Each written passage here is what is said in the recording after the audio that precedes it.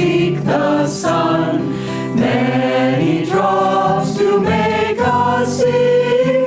Thus our love when joined as one. Thus our love when joined as one.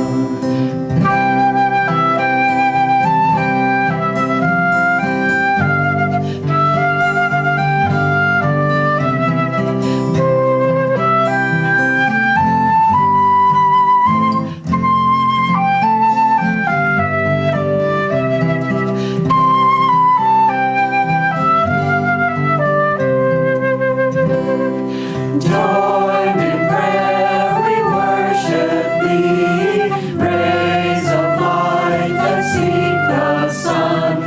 Many drops to make us see. Thus our love when joined as one. Thus our love when joined as one.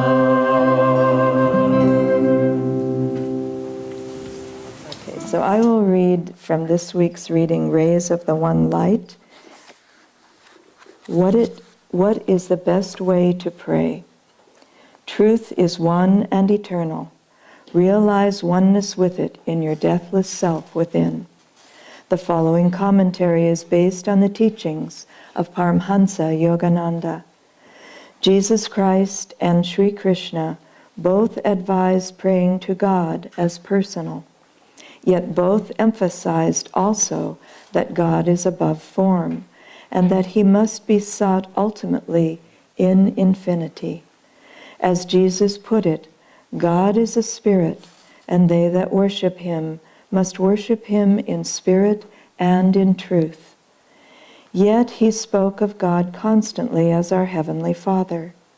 In what is known as the Lord's Prayer, he proposed a very human prayer to the Heavenly Father, asking fulfillment for all our spiritual needs. The Bhagavad Gita explains that man, living as he does in a human body, finds it difficult to worship infinity as though ego and body didn't even exist. Far better for human beings, Krishna says, to work with reality as we know it than to affirm a reality of which the human mind is incapable of forming any clear notion. Encouraging the devotee in this direction, he says, O Arjuna, be thou a yogi. That is to say, one who works with, not in rejection of, the energies of the body and the natural tendencies of the mind. In the 12th chapter of the Bhagavad Gita, Arjuna asks, those who ever steadfast worship thee as devotees, that is to say, in an I and thou relationship, and those who contemplate thee as the immortal, unmanifested spirit, which group is the better versed in yoga? The Blessed Lord replied, those who, fixing their minds on me, adore me, ever united to me through supreme devotion, are in my eyes the perfect knowers of yoga. Those whose strict aim is union with the unmanifested choose a more difficult way. Arduous for embodied beings is the path of dedication to the Absolute, the followers, that is to say, of the path of Jnana Yoga. Thus, through Holy Scripture, God has spoken to mankind. Om, Om, Om.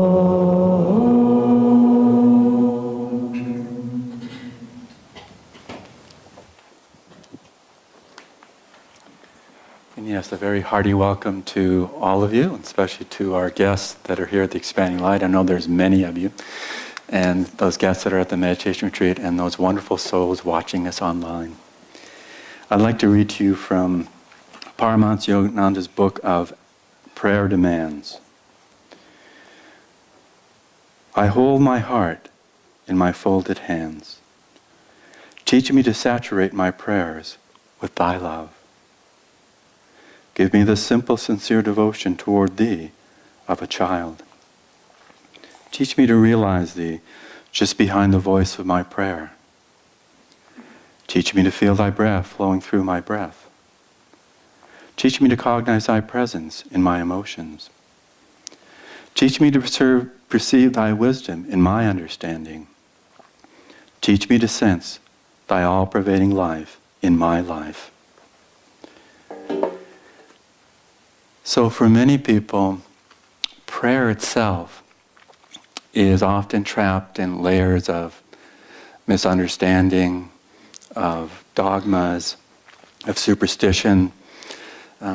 Often it can come across as begging or pleading. There's a little story that Swami Ananda used to say repeat frequently about this man accused of a crime was brought into court for a preliminary hearing. And the judge asked him, "How do you plead?" And he said, "Your Honor, I pleads for mercy." And that's how a lot of us deal with prayer, or a lot of people do pray. Please, Lord, I plead for mercy. And if we're in that mode of prayer, only so much can happen. It's only when we shift into feeling the experience in ourselves is already answered in the divine that prayer really will work to the extent that we know it can. If it's only left at the times when we're pushed against the wall, when we're battling our difficulties, our challenges, and we want relief, we want some help, we'll only get so much. It's as if you're an athlete, and you're doing your best in your sport. But unless you really train hard, when the time comes when at the end of the baseball season, suddenly the Chicago Cubs, after 4,000 years, are going to be in the World Series, they've done a lot of work, and the prayer wasn't just some glancing words off of their awareness. They were really putting in their consciousness, their whole energy into that experience. And so for us too, with prayer, that we want to be on the inside already. Now that doesn't mean that's really that easy for all of us. There are times as we maybe come on the spiritual path where we're not really deeply immersed in that deeper consciousness. That's an obvious thing. We're opening up to that. But the more from the onset that we can just feel we're at our own center, then prayer will come from that center the more and more we feel that. So the idea of what's being presented today is less about prayer. I think actually the next 2 Sundays is more about prayer. So I don't want to steal the thunder from whoever is giving service next. But really what the emphasis today is in this reading is about how we approach God and the divine. And even there, some people may feel hesitant about God, but just think about it. Probably inadvertently, the prayer that is most common today is, "Oh my God." And it's probably the most frequently used acronym or text messaging abbreviation, right? OMG. Isn't that true? I mean, everyone uses it, And it's stated with that sense of surprise. "Oh my God." Or, "Oh my God." It's in that kind of relationship. But when you think about it, it's kind of a prayer for people that don't even think they're praying. They're tuning into something, and it's just misplaced. But just think of those very same words and say them from your center. "Oh my God." Where it's an embrace of the divine. It's a very sweet and very poignant relationship. But the same words are there. And so our part is, where are we coming from? Because indeed, it isn't so much even how we perceive our relationship with God that's important. It's what the experience is. Because we can fool ourselves by nurturing a relationship with God and think that's what it's about. But it'd be similar, as we all know, that if you say that the taste of an exotic fruit, something like a fajoya. Not many people even know what a fajoya is, right? It's a pineapple guava. But if you say, this is the taste, it's sweet with a little bit of a sourness to it, that's just a description. That's not your experience of that. And so even if we accept that that's what it is, it's sweet and a little bit of sour aftertaste, we have to go into the direct experience. And with the divine, that's even more so important, that we don't leave it as, I relate to God as Divine Mother. I mean, that's a tremendous way to open that experience. But we want to arrive at the point where we're in that nurturing love of Divine Mother, where the prayer isn't so much, I am here and the divine is there, but I am with that divine experience. I am knowing that as my own true reality. And sure, that takes time. And it won't come just from the mind wanting to do that. It won't come from the mind just saying, this is how I want to do this. It has to come from a deepening experience. That's why, it's interesting that Yogananda had this wonderful phrase that we quote a lot, that chanting is half the battle. It can mean a whole lot of different things to a whole lot of different people. But I think really, because he emphasized it so much, it had to mean more than it's just about chanting. It would have to be if he gave it such an emphasis. It's really about the experience that we arrive at if we put our combination of concentration, devotion, and love into that medium of chanting, that we arrive at a point where we're beyond the chant. We're in God.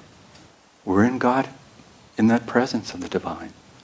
I just read something yesterday from Yogananda that was very intriguing. I'd never paid attention to this before. He said, devotion is different than love when you're tuning into God. Interesting. He said, love is the experience that devotion leads to. Isn't that sweet? So it's not about even devotion, but we need devotion. It's like with meditation. The goal is not meditation. The goal is the divine experience. And so the best way for us to tune in, whether it's in prayer, and really when you think about it, chanting, affirmation, are prayers. They're prayers in a different emphasis. They're ways for us to, again, go beyond the doing part into our own rich experience of where that leads to. And when we're in that center, anything is the right way. Any way is the right approach for us to be in that experience. Because otherwise, we tend to isolate and separate different parts of our lives. We naturally would think that in an environment where the energy, the magnetism is negative, for instance, like the presidential public debates, you know that the energy isn't where you would naturally want to be as a devotee. But we don't need to preclude that we can't bring that energy into that experience. Now we need to be wise, discriminating not to necessarily go to environments per se that are going to pull our energy down. But as you all know, we're in environments like that to some degree, a fair amount. We're going to be in those situations at times. So it's not that we say that's not our spiritual life.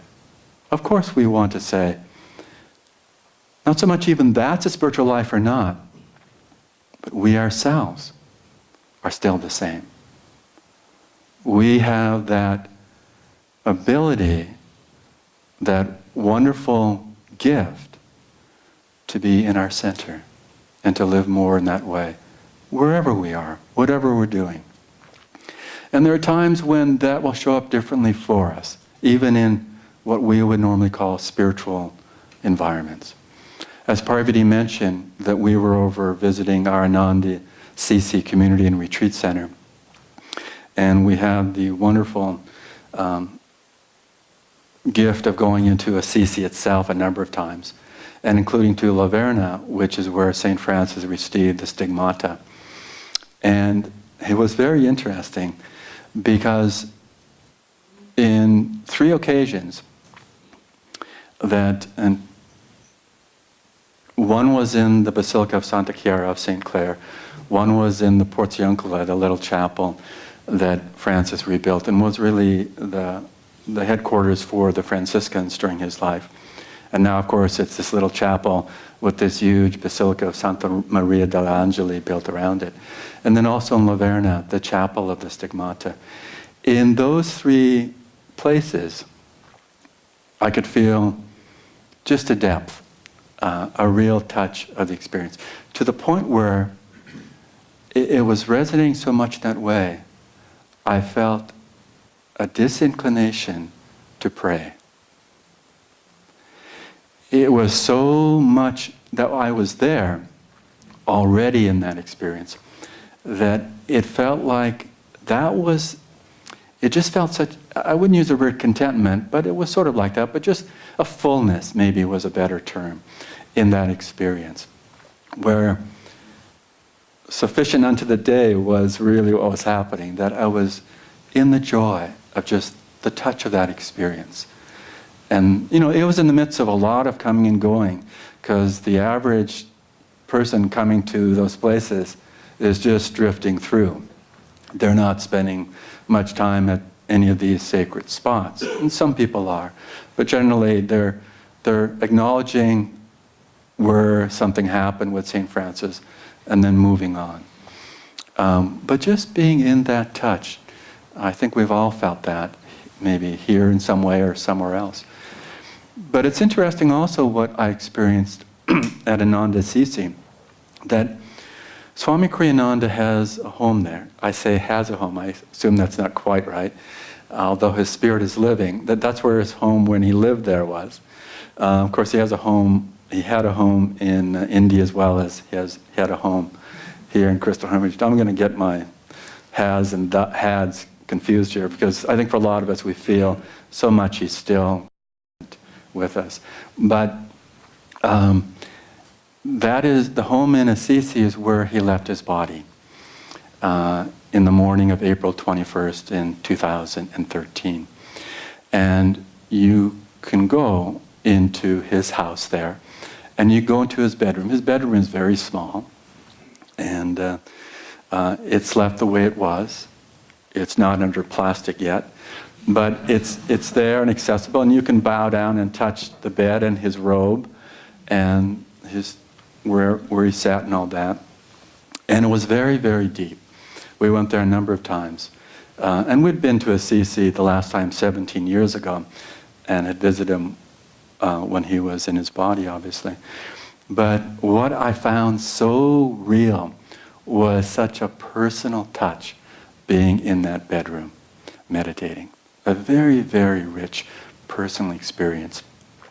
Not only of Swami Kriyananda, but just a personal experience of divine love. And yet in the background, I could sense this more universal, expanded consciousness, kind of there in my own awareness and being there in that situation.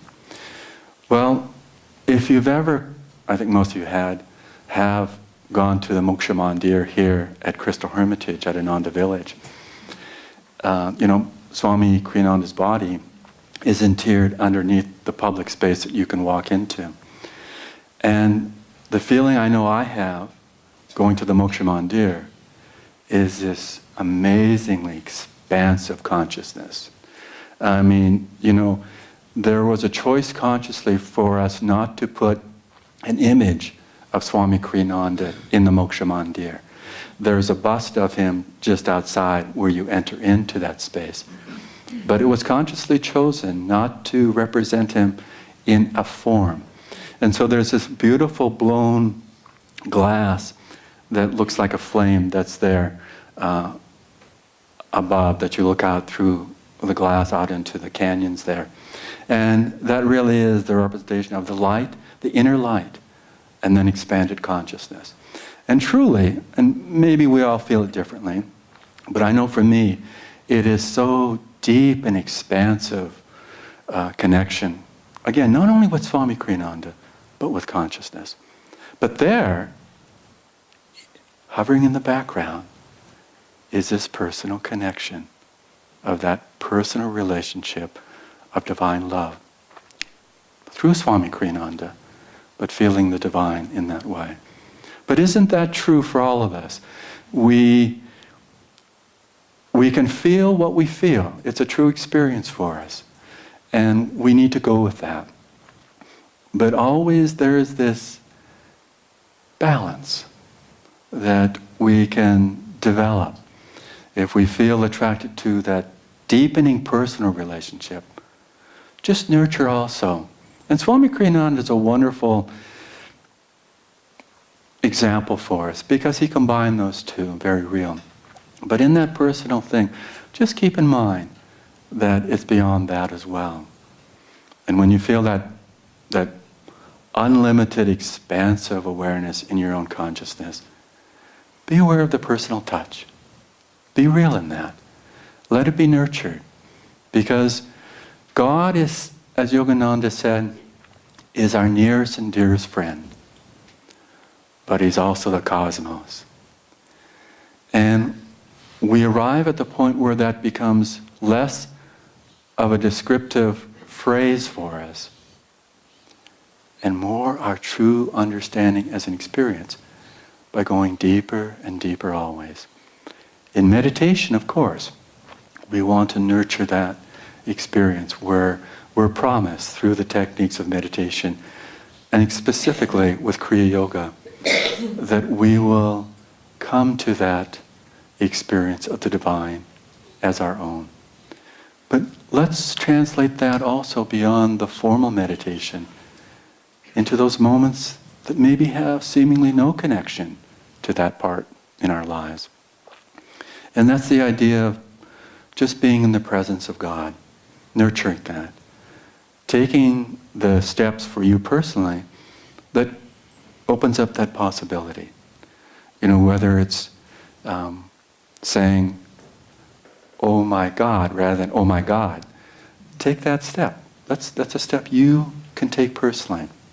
Or nurture it with japa, that phrase or that meaningful word or phrase that draws you back into that experience, rather than just having the understanding of God through your words, have the experience and understanding of God from inside.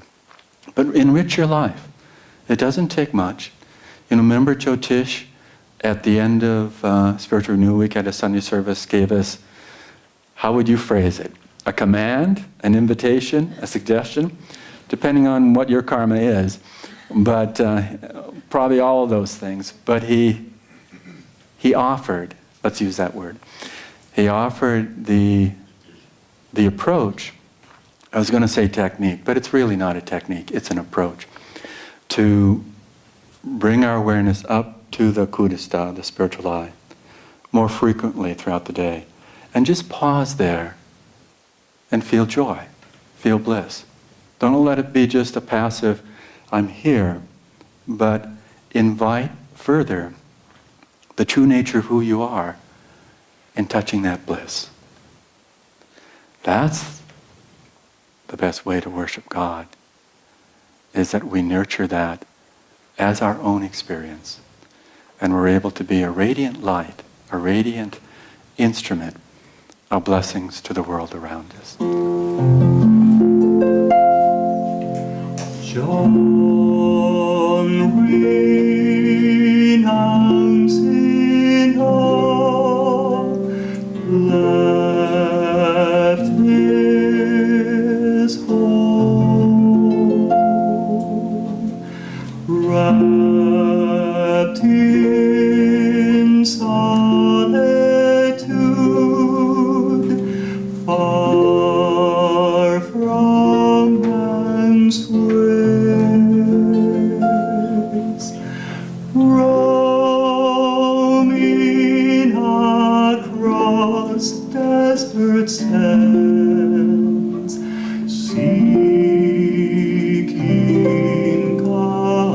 is true.